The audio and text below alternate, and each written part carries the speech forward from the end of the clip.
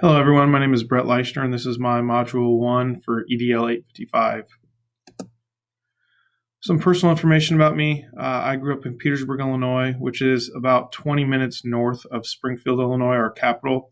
We're in a very small rural environment. I ended up going to Illinois College, where I played baseball and football. I married my high school sweetheart. She also attended Illinois College with me, and she's also an educator. Her name is Lindsay. We have one son named Barrett and another on the way. We are due in January, actually, so I'm excited about that. We also have one dog. His name is Raylan, and we're a big sports family. I'm a coach. I'm huge into baseball and football and basketball, and so I do a lot of that. And my wife and my son come and support me all the time, so that's awesome. And I feel pretty blessed to have them in my life. Some more personal information. This is my 6th year teaching. I actually am teaching at the school that I graduated high school from, Petersburg, Porta. I teach 7th grade social studies, freshman world history, and senior psychology. Again, it's a very small rural school. We have approximately 350 kids in our high school. I coach junior high baseball, junior high basketball, and I'm the varsity baseball coach. This will be my first year being a varsity baseball coach. I'd been the JV coach for the past 6 years.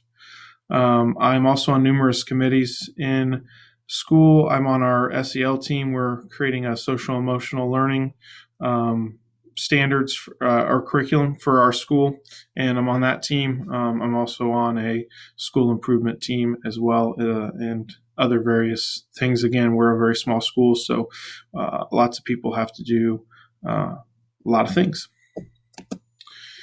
Getting into the questions that were asked during the module, as far as why do politics influence schools but not necessarily move school leaders take action based on politics?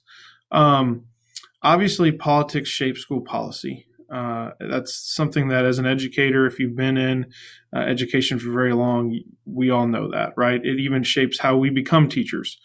One of the biggest issues I feel like is it varies from every election. Each election has a political leader who has their own idea on education, and then the ripple effects of that when they get elected come through us. So that's difficult. School leaders obviously have to put the students first, and it's not an ethical thing to use your politics to view how the schools run or how schools react or how schools policy should be in place. So that's not a very ethical thing. We always have to use kind of our gauge as is that putting students first, and also litigation.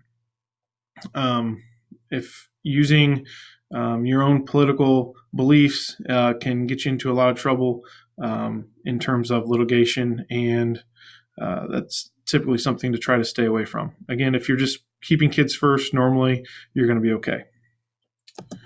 Moving on to the second question that I was asked during the module: why did standards focused on outcomes and seemingly split the work and skills of a profession from the knowledge and wisdom of that profession? So we see a lot of this as educators, right? First off, a lot of these standards are not made by educators. And if they are made by a few educators, they aren't like the classroom teachers, people who are in the trenches every single day.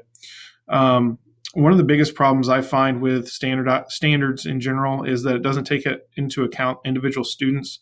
For example, on a standardized test, if a student is coming in below grade level, but they made a 40% improvement, that's a great improvement for that teacher, but they're still going to be under grade level, and so that teacher is going to get knocked for that. I think that's kind of silly. So again, just not taking into account what's going on with our kids.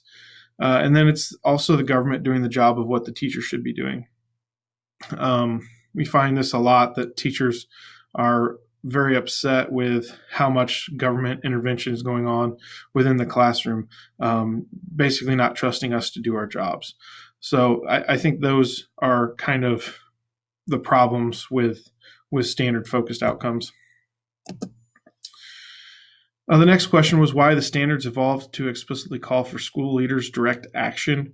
Obviously, the educational environment is in flux. It's continuing to change. It's going to continue to be that way as long as we're alive. It's just the nature of the beast, especially in a democratic republic that we live in. Um, it's more challenging to be a school leader now because we're asked to take these direct actions. Um, and it's something that school leaders are going to have to understand and take the reins of, because if not, there's going to be this void that is left within school policy change. And also, school leaders have to cooperate and delegate in terms of taking action. That was something that was kind of taken from the reading. If we're going to lead effectively, we're going to have to cooperate with our other school leaders and also be able to delegate when that's necessary in order to make the correct action.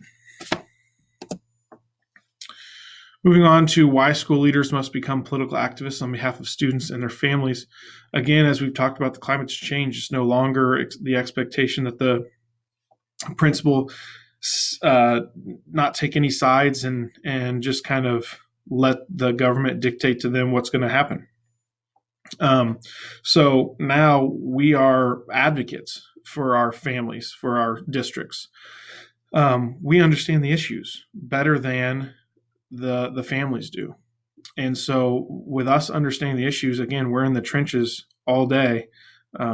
We understand the issues that are coming with our kids and how to educate them. And I think that's an important piece to this, because if we're not the ones being an advocate for our families and students, then who else is going to be? It's very difficult for our families to advocate for school change. Not impossible, but very difficult. And I'm not saying it's easy for school leaders, but we have that natural platform for us to stand on it and to help drive school change. Next question, why do politics surrounding educational policies provide the strongest connection between what school leaders feel and do and their abilities to strategically think about how to handle it all? I think this is kind of a loaded question. Again, I think it's important for us to have the student-centered approach. I think that nothing should be done super quickly, because we're not going to be able to understand. Quick actions tend to lead to less than great results. So I'm a big take it slow type of guy. Obviously, there's some times that you need to quickly do something, but most of the time with big decisions, I think it needs to be hashed out and reflected upon. And anytime we make decisions as school leaders, we have to address the big picture. Every decision that we make is going to have ripple effects through that school. And we have to keep that in mind, because we're the ones looking at big picture. Teachers and students typically are looking at their smaller world, whereas us as educational leaders need to look at it in big picture terms. In terms of a critique of my own personal, professional use, thoughts, misgivings on how politics influence my decision-making process and educational leadership decisions. Illinois politics is kind of world famous, right? World famous for kind of being corrupt and out there. So Illinois politics, not going to lie, frustrate me as a teacher. We oftentimes get mandated to do things and then don't have the funding to do so. There's a huge teacher shortage in Illinois because of how hard they made it to become a teacher, and how the pay doesn't really match up to the level of education that we're forced to have.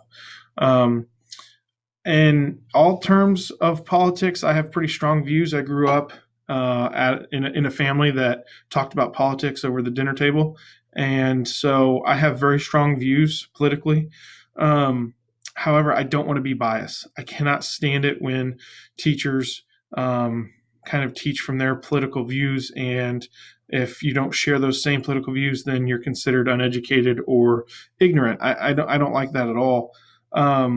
So I always tend to try to give students all sides of an issue and then let them decide, and try not to sway which way they lean.